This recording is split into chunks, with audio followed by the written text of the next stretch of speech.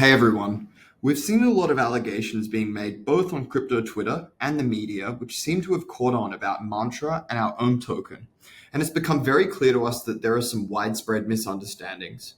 Specifically, we noticed invalid claims around our mirror bucket, our largest wallet holding of Ohm, as well as suggestions that the team has large control over the token supply and that our project is low float, high FTV. Here are the facts, clear and simple for you to understand. First, I will clarify how our own supply changed once the mainnet was launched.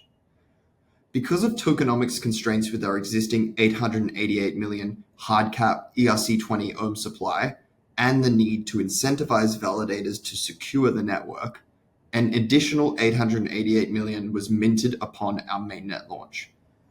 The mainnet went live on the 10th of October 2024 at around 11:30 a.m. UTC. I've retrieved historical data points for our total and circulating supply, our FTV, and our market cap to FTV ratios at 2 snapshots in time here. The pre-mainnet snapshot is 4 a.m. UTC on October 10th, 2024, and the post-mainnet snapshot is 24 hours later at 4 a.m. on October 11th, 2024. In short, you can see what our supply and float looked like just prior to and after our mainnet launch. Now you can see here that the circulating supply has only a small increase of 4%.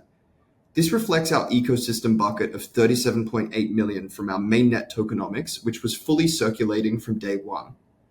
The total supply, however, has increased because of our Genesis mint of 888 million, which increased our total supply from 888 million to 1.7 billion.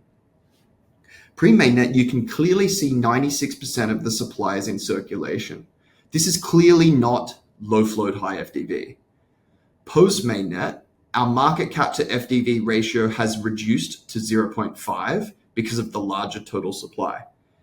Now, whether or not 50% in circulation classifies as low float, high FTV is somewhat subjective, but there are many other top tier projects with much lower ratios than this, none of which are labeled as low float, high FTV. We would argue that our float is certainly on the higher side and not necessarily low float, high FTV, even after we increase the total supply. Here I would like to show the ohm supply composition at point A, the mainnet launch date, and where we want to get to, point B. When we launch mainnet, we have 1.7 billion tokens, effectively half of which are on ERC20 and half of which are on Mantra mainnet. The goal is to have all the ERC20 ohm migrated over to mainnet, so we are left with 100% mainnet ohm, where we can eventually fully deprecate our ERC20 ohm supply. In order to facilitate this, a bridge is needed. In the next clip, I will explain what our bridge is, why we have used a mirror bucket for our bridge, and how it all works.